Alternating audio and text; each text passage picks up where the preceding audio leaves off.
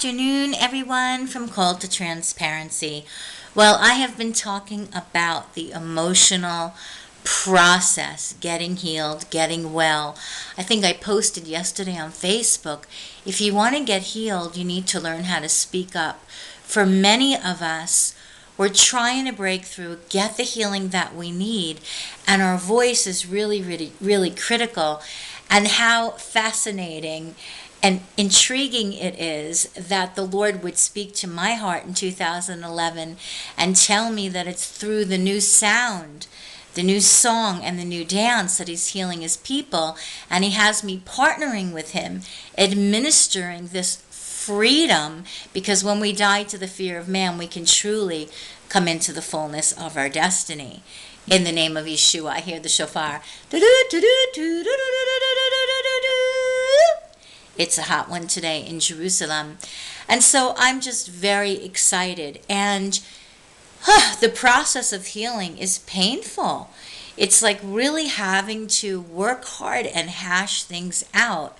But the reward is awesome. And do not, for any reason, hold back your healing. Do not, I've been on a healing path for several decades now, at least more than 3 decades, and I've had to face the facts that if there are people around me that I love, especially who are not on a healing path or whatever it is, I still need to be me. I'm going to be one of a kind me. I need to bring my heart forth into this world. God is counting on me to do that. He's counting on you to do that. And so running around in busyness, being a human doing rather than a human being, is not the Father's heart at all. And burning out in ministry is not the Father's heart.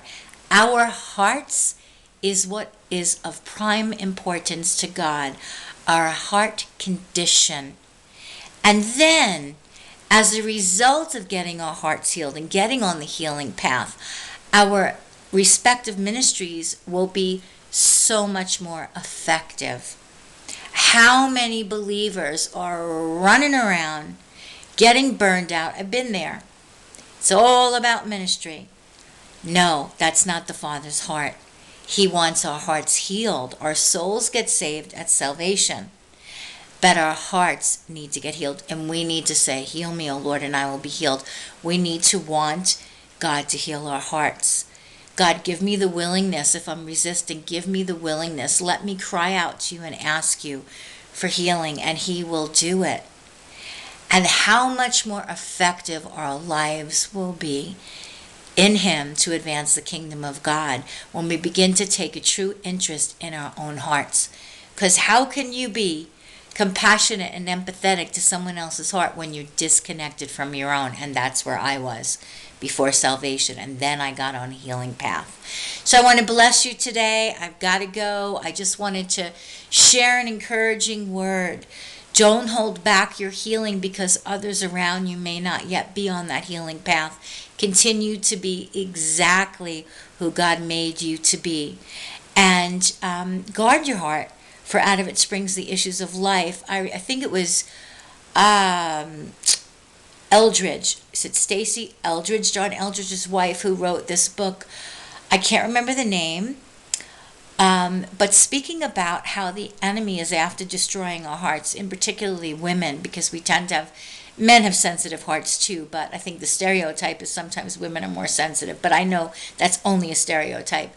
And so whatever our sex is, whatever our gender is, if our heart gets crushed enough times, we're going to shut it down, lock it, and bolt it closed. And that's the plan of the enemy. That is the agenda of our adversary, that we stop loving. That's not God's heart. Guard your heart. Guard your heart. Be a good steward of this one-of-a-kind heart, which I call the garden of the Lord.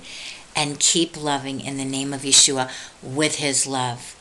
God bless you from the city of the great King.